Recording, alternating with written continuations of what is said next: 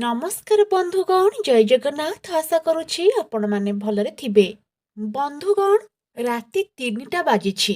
ଶରୀର ଭୀଷଣ ଥକି ଯାଇଛି, କିନ୍ତୁ ଆଖିରେ ନିଦ ନାହିଁ। କାହିଁକି? କାରଣ ଆପଣଙ୍କ ମନ ଭିତରେ ହଜାର ହଜାର ଚିନ୍ତା ଏକା ସାଙ୍ଗରେ ଦୌଡ଼ୁଛି। କାହିଁକି ଲାଗୁଛି ଯେ ଆପଣଙ୍କ ଭିତରେ ଏକ ବିରାଟ ଶକ୍ତି ଅଛି, ଯାହା ବାହାରିବାକୁ ଚାହୁଁଛି କିନ୍ତୁ ବାଟ ପାଉନାହିଁ। କୁମ୍ଭ ରାଶିର ଲୋକମାନେ ସାବଧାନ।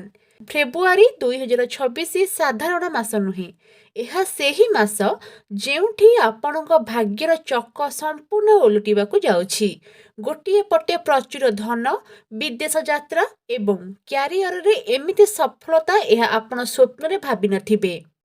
ଆଉ ଅନ୍ୟପଟେ ରହିଛି ଗୁପ୍ତ ଶତ୍ରୁଙ୍କ ଷଡ଼ଯନ୍ତ୍ର ଏବଂ ଆପଣଙ୍କ ନିଜ ଲୋକଙ୍କର ଅବହେଳା। ଯଦି ଆପଣ ସେୟାର ମାର୍କେଟରେ ନିବେଶ କରନ୍ତି, ଯଦି ଆପଣ ଚାକିରି ପରିବର୍ତ୍ତନ କରିବାକୁ ଚାହୁଁଛନ୍ତି, କିମ୍ବା ଯଦି ଆପଣ କୌଣସି ବଡ଼ ଡିଲ୍ ସାଇନ୍ କରିବାକୁ ଯାଉଛନ୍ତି, ତେବେ ଅଟକି ଯାଆନ୍ତୁ। କାରଣ ଏହି ମାସର ଗୋଟିଏ ଭୁଲ ନିଷ୍ପତ୍ତି ଆପଣଙ୍କୁ କାଙ୍ଗାଳ କରିପାରେ, ଆଉ ଗୋଟିଏ ଠିକ୍ ନିଷ୍ପତ୍ତି ଆପଣଙ୍କୁ କୋଟିପତି ବନାଇପାରେ। ଫେବୃଆରୀ 15 ମହାଶିବରାତ୍ରି ପରେ ଏମିତି କ'ଣ ଘଟିବ ଯାହା ଆପଣଙ୍କ ଜୀବନର ଗତିପଥ ବଦଳାଇ ଦେବ? କେଉଁ 2 ଦିନ ଆପଣଙ୍କ ପାଇଁ ସବୁଠାରୁ ବିପଦପୂର୍ଣ୍ଣ? ଆସନ୍ତୁ ଜାଣିବା ଏହି ବିସ୍ତୃତ ଭିଡ଼ିଓରେ। ବନ୍ଧୁଗଣ, ଫେବୃଆରୀ ମାସରେ ଆପଣ ନିଜକୁ ଚିହ୍ନି ପାରିବେ ନାହିଁ। ଆପଣଙ୍କର ଚିନ୍ତା କରିବାର ଶକ୍ତି 3 ଗୁଣ ବଢ଼ିଯିବ। ଆପଣଙ୍କ ମସ୍ତିଷ୍କ ଏକ ସୁପର କମ୍ପ୍ୟୁଟର ଭଳି କାମ କରିବ। ନୂଆ ନୂଆ ଆଇଡିଆ, ନୂଆ ଯୋଜନା ଏବଂ କିଛି ଅଲଗା କରିବାର ନିଶା ଆପଣଙ୍କୁ ଘାରିବ। କିନ୍ତୁ ଏହାର ଏକ ନକାରାତ୍ମକ ଦିଗ ମଧ୍ୟ ଅଛି। ଆପଣ ଅନୁଭବ କରିବେ ଯେ ଆପଣଙ୍କ ଶରୀରରେ ଏକ କରେଣ୍ଟ ବା ବିଦ୍ୟୁତ୍ ପ୍ରବାହିତ ହେଲା ଭଳି ଲାଗୁଛି। ଆପଣଙ୍କୁ ଲାଗିବ ଯେପରି ସମୟ କମ୍ ଅଛି କିନ୍ତୁ କାମ ବହୁତ। ଏହା ଫଳରେ ଆପଣଙ୍କ ସ୍ୱଭାବରେ ଟିକେ ଚିଡ଼ଚିଡ଼ାପଣ ଆସିପାରେ। ସତର୍କ ରହିବାର କଥା ହେଉଛି, ଆପଣଙ୍କର ବ୍ୟକ୍ତିତ୍ୱ ଏହି ମାସରେ ଚୁମ୍ବକୀୟ ରହିବ। ଲୋକମାନେ ଆପଣଙ୍କ କଥାରେ, ଆପଣଙ୍କ ଚାଲିଚଳନରେ ଆକର୍ଷିତ ହେବେ। ଯଦି ଆପଣ କୌଣସି ଇଣ୍ଟରଭ୍ୟୁ ଦେବାକୁ ଯାଉଛନ୍ତି କିମ୍ବା କାହାକୁ ନିଜ କଥାରେ ମନାଇବାକୁ ଚାହୁଁଛନ୍ତି, ତେବେ ମାସର ପ୍ରଥମ 15 ଦିନ ଶୂନ୍ୟଠାରୁ ବି ଦାମୀ। କିନ୍ତୁ ମନେ ରଖନ୍ତୁ, ଅତ୍ୟଧିକ ଆତ୍ମବିଶ୍ୱାସ ଆପଣଙ୍କୁ ବିପଦରେ ପକାଇପାରେ। ଏବେ ଆସିବା ସବୁଠାରୁ ଗୁରୁତ୍ୱପୂର୍ଣ୍ଣ ବିଷୟ ଉପରେ, ଆପଣଙ୍କ କ୍ୟାରିୟର। କୁମ୍ଭ ରାଶିର ବ୍ୟକ୍ତିଙ୍କ ପାଇଁ ଫେବୃଆରୀ ମାସ ହେଉଛି ବିଦେଶ ଯୋଗ ଏବଂ ସ୍ଥାନ ପରିବର୍ତ୍ତନର ମାସ। ଯଦି ଆପଣ ବହୁତ ଦିନରୁ ଚେଷ୍ଟା କରୁଛନ୍ତି ଗୋଟିଏ ଜାଗାରୁ ଅନ୍ୟ ଜାଗାକୁ ଯିବା ପାଇଁ, କିମ୍ବା ଗୋଟିଏ କମ୍ପାନୀରୁ ଅନ୍ୟ ଏକ କମ୍ପାନୀକୁ ଯିବା ପାଇଁ, ତେବେ ଅର୍ଡର ଲେଟର ଆସିବାକୁ ଯାଉଛି। ଘରଠାରୁ ଦୂରରେ ଆପଣଙ୍କର ଭାଗ୍ୟୋଦୟ ହେବାର ସମ୍ଭାବନା 100% ରହିଛି। ବିଦେଶରୁ କିମ୍ବା ଅନ୍ୟ ରାଜ୍ୟରୁ ଆସୁଥିବା ଅଫରକୁ ହାତଛଡ଼ା କରନ୍ତୁ ନାହିଁ। ଅଫିସରେ ସାବଧାନ ରୁହନ୍ତୁ, କାରଣ ଆପଣଙ୍କ ପଛରେ କିଛି ଲୋକମାନେ ଷଡ଼ଯନ୍ତ୍ର କରୁଛନ୍ତି। କିନ୍ତୁ ଖୁସିର କଥା ହେଲା, ଆପଣଙ୍କୁ ଯୁଦ୍ଧ କରିବାକୁ ପଡ଼ିବ ନାହିଁ। ଆପଣ କେବଳ ଚୁପ୍ ରୁହନ୍ତୁ ଏବଂ ନିଜ କାମ କରନ୍ତୁ। ଆପଣଙ୍କ ଶତ୍ରୁମାନେ ନିଜେ ନିଜ ଜାଲରେ ଛନ୍ଦି ହୋଇ ବଦନାମ ହେବେ। ଆପଣଙ୍କର ନୀରବତା ହିଁ ଆପଣଙ୍କର ସବୁଠୁ ବଡ଼ ଅସ୍ତ୍ର ହେବ। ମାସର ଦ୍ୱିତୀୟ ଭାଗରେ, ଅର୍ଥାତ୍ ଫେବୃଆରୀ 15 ପରେ, ଆପଣଙ୍କର କାମକୁ ଉଚ୍ଚପଦସ୍ଥ ଅଧିକାରୀମାନେ ପ୍ରଶଂସା କରିବେ। କିନ୍ତୁ ଗୋଟିଏ ସର୍ତ୍ତ, ନିଜର ଆଇଡିଆ କାହା ଆଗରେ ପ୍ରକାଶ କରନ୍ତୁ ନାହିଁ, ନଚେତ୍ ଅନ୍ୟ କେହି ଆପଣଙ୍କ କ୍ରେଡିଟ୍ ନେଇଯିବ। ବର୍ତ୍ତମାନ ଆସନ୍ତୁ ଜାଣିବା ଲକ୍ଷ୍ମୀ କେଉଁ ବାଟରେ ଆସିବେ। ଆପଣଙ୍କର ଆର୍ଥିକ ସ୍ଥିତି ଏହି ମାସରେ ରୋଲର କୋଷ୍ଟର ଭଳି ରହିବ। ଯଦି ଆପଣମାନେ ଟ୍ରେଡିଂ କରନ୍ତି, ତେବେ ଫେବୃଆରୀ ମାସ ଆପଣଙ୍କ ପାଇଁ ଏକ ମାୟାଜାଲ। ଆପଣଙ୍କର ଅନ୍ତର୍ଦୃଷ୍ଟି ବହୁତ ତୀକ୍ଷ୍ଣ ରହିବ। ଆପଣ ଯେଉଁ ଷ୍ଟକକୁ ଛୁଇଁବେ ତାହା ବଢ଼ିଲା ଭଳି ଲାଗିବ। କିନ୍ତୁ ସାବଧାନ, କେବଳ ଲଙ୍ଗ୍ ଟର୍ମ ଇନଭେଷ୍ଟ ପାଇଁ ଏହା ସୁବର୍ଣ୍ଣ ସମୟ। ବିଶେଷ କରି ଟେକ୍ନୋଲୋଜି, ଫାର୍ମା ଏବଂ ଏଆଇ ସେକ୍ଟରରେ ନିବେଶ ଲାଭଦାୟକ ହୋଇପାରେ। କ'ଣ କରିବେ ନାହିଁ? ଇଣ୍ଟରଡେ ଟ୍ରେଡିଂ କିମ୍ବା ଫ୍ୟୁଚର୍ସ ଆଣ୍ଡ ଅପସନ୍, ଏଥିରେ ବଡ଼ ରିସ୍କ ନିଅନ୍ତୁ ନାହିଁ। ବିଶେଷ କରି ଫେବୃଆରୀ 5, 6 ଏବଂ 17 ତାରିଖରେ। ଏହି ଦିନମାନଙ୍କରେ ମାର୍କେଟରେ ଗତିବିଧି ଆପଣଙ୍କ ହିସାବରେ ବିପରୀତ ହୋଇପାରେ। ମ୍ୟୁଚୁଆଲ ଫଣ୍ଡ ଆଣ୍ଡ ଏସ୍ଆଇପି, ଯଦି ଆପଣ ଏସ୍ଆଇପି ମାଧ୍ୟମରେ ଧନ ସଞ୍ଚୟ କରୁଛନ୍ତି, ତେବେ ଏହି ମାସରେ ଆମାଉଣ୍ଟ ବଢ଼ିପାରନ୍ତି। ଏହା ଭବିଷ୍ୟତରେ ବଡ଼ ରିଟର୍ଣ୍ଣ ଦେବ। ହାତକୁ ପଇସା ଆସିବ, କିନ୍ତୁ ରହିବ ନାହିଁ। ଅପ୍ରତ୍ୟାଶିତ ଖର୍ଚ୍ଚ ହେବ। ହଠାତ୍ କୌଣସି ଇଲେକ୍ଟ୍ରୋନିକ୍ ଜିନିଷ ଖରାପ ହେବ କିମ୍ବା ମେଡିକାଲ ଖର୍ଚ୍ଚ ଆସିବାର ସମ୍ଭାବନା ଅଛି।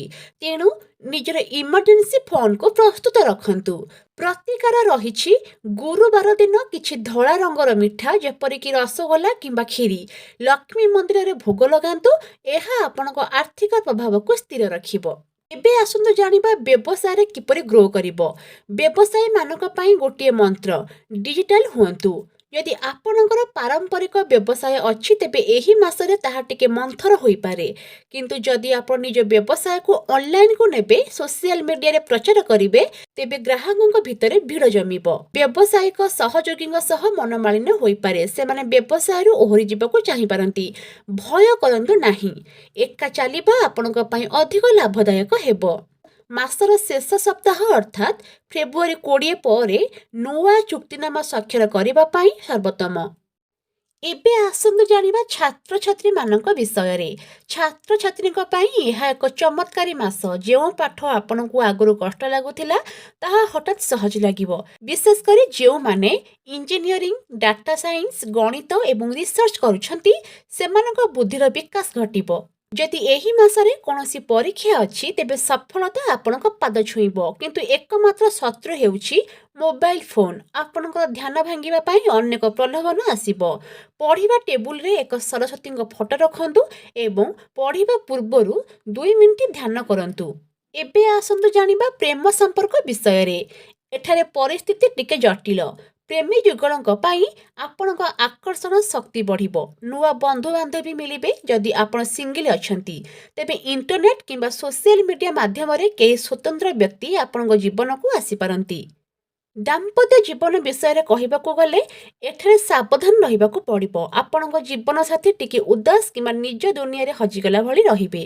ପରାମର୍ଶ ରହିଛି ନିଜ ଜୀବନସାଥୀଙ୍କୁ ବୁଝନ୍ତୁ ଏବଂ ତାଙ୍କର ସାଥ ଦିଅନ୍ତୁ। ମାସର ଶେଷ ଆଡ଼କୁ ସବୁକିଛି ଠିକ୍ ହେଇଯିବ। ସ୍ୱାସ୍ଥ୍ୟ ବିଷୟରେ କହିବାକୁ ଗଲେ କୁମ୍ଭ ରାଶିର ଲୋକମାନେ ଏହି ମାସରେ ନିଜର ଗୋଡ଼ ଏବଂ ଆଖିର ଯତ୍ନ ନେବା ନିହାତି ଆବଶ୍ୟକ। ପ୍ରଥମରେ ନିଦ୍ରାହୀନତା। ମୁଁ ଆରମ୍ଭରୁ କହିଥିଲି ନିଦ କମିପାରେ। ଏଥିପାଇଁ ମୁଣ୍ଡବିନ୍ଧା କିମ୍ବା ଆଖିର ଯନ୍ତ୍ରଣା ହୋଇପାରେ। ଦ୍ୱିତୀୟରେ ପାଦରେ ଆଘାତ। ଚାଲିବା ସମୟରେ, ଗାଡ଼ି ଚଳାଇବା ସମୟରେ କିମ୍ବା ସିଡ଼ି ଚଢ଼ିବା ବେଳେ ସାବଧାନ ରୁହନ୍ତୁ। ଗୋଡ଼ ମୋଡ଼ି ହୋଇଯିବାର ସମ୍ଭାବନା ଅଛି।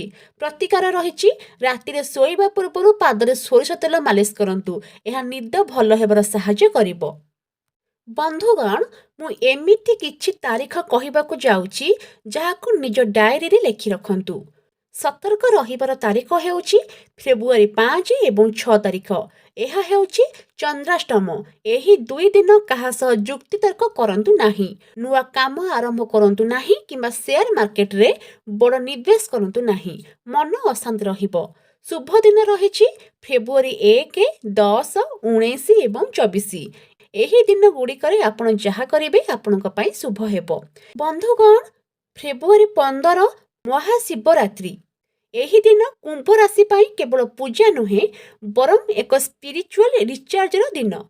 କୁମ୍ଭ ରାଶିର ସ୍ୱାମୀ ହେଉଛନ୍ତି ଶନିଦେବ, ଯିଏକି ମହାଦେବଙ୍କର ବଡ଼ ଭକ୍ତ। ତେଣୁ ଏହି ଦିନ ଆପଣ କ'ଣ କରିବେ? ପ୍ରଥମରେ ରାତିରେ ଜାଗର ଜାଳନ୍ତୁ। ଏହା ଆପଣଙ୍କ ମାନସିକ ଶକ୍ତିକୁ 100 ଗୁଣ ବଢ଼ାଇ ଦେବ। ଦ୍ୱିତୀୟରେ ଶିବଲିଙ୍ଗ ଉପରେ କଳା ରାଶି ମିଶା କଞ୍ଚା କ୍ଷୀର ଅର୍ପଣ କରନ୍ତୁ। ଏହା ଆପଣଙ୍କ ଜୀବନରୁ ଥିବା ସମସ୍ତ ଗୁପ୍ତ ଶତ୍ରୁ ଏବଂ ରୋଗକୁ ନାଶ କରିବ। ତୃତୀୟରେ ଓମ୍ ନମଃ ଶିବାୟ ମନ୍ତ୍ରକୁ ସେହି ଦିନ ଯେତେ ପାରିବେ ଜପ କରନ୍ତୁ। ମନେ ରଖନ୍ତୁ, ଫେବୃଆରୀ 15 ପରେ ଆପଣଙ୍କର ସମସ୍ତ ଅଟକି ରହିଥିବା କାମ ଦ୍ରୁତ ଗତିରେ ଆଗେଇବ। ଯେଉଁ କନଫ୍ୟୁଜ୍ ଥିଲା ତାହା ମଧ୍ୟ ଦୂର ହେବ। ଏହି ପୁରା ମାସକୁ ଶୁଭମୟ କରିବା ପାଇଁ 3ଟି ସରଳ ପ୍ରତିକାର ରହିଛି। ପ୍ରଥମରେ ପକ୍ଷୀଙ୍କୁ ଖାଦ୍ୟ ଦିଅନ୍ତୁ। ପ୍ରତିଦିନ ସକାଳେ କାଉ କିମ୍ବା ପାରାକୁ କିଛି ଖାଇବାକୁ ଦିଅନ୍ତୁ। ଏହା ଆପଣଙ୍କୁ ଅଯଥା ବଦନାମରୁ ରକ୍ଷା କରିବ। ଦ୍ୱିତୀୟରେ ଶନିବାର ଦାନ। କୌଣସି ଗରିବ କିମ୍ବା ଅସହାୟ ବ୍ୟକ୍ତିଙ୍କୁ କଳା ରଙ୍ଗର ବସ୍ତ୍ର କିମ୍ବା କିଛି ତେଲ ଦାନ କରନ୍ତୁ।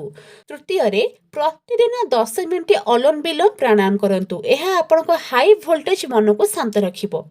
କୁମ୍ଭ ରାଶିର ବନ୍ଧୁଗଣ, ଫେବୃଆରୀ 2026 ଆପଣଙ୍କୁ ଡରାଇବାକୁ ନୁହେଁ ବରଂ ଜାଗ୍ରତ କରିବାକୁ ଆସୁଛି। ନିଜର ଶକ୍ତିକୁ ଚିହ୍ନନ୍ତୁ, ଭୟ କରନ୍ତୁ ନାହିଁ, କେବଳ ସଚେତନ ରୁହନ୍ତୁ। ଯଦି ଆପଣଙ୍କୁ ଏହି ଭିଡ଼ିଓଟି ଭଲ ଲାଗିଲା ତେବେ କମେଣ୍ଟରେ ଜୟ ମହାକାଳ ଲେଖିବାକୁ ଭୁଲିବେ ନାହିଁ। ଆମ ଚ୍ୟାନେଲକୁ ସବସ୍କ୍ରାଇବ୍ କରନ୍ତୁ ଏବଂ ଏହି ଭିଡ଼ିଓକୁ ନିଜର କୁମ୍ଭ ରାଶିର ବନ୍ଧୁଙ୍କ ସହ ସେୟାର କରନ୍ତୁ। ଦେଖା ହେବା ପରବର୍ତ୍ତୀ ଭିଡ଼ିଓରେ। ସେ ପର୍ଯ୍ୟନ୍ତ ରହୁଛି। ଜୟ ଜଗନ୍ନାଥ।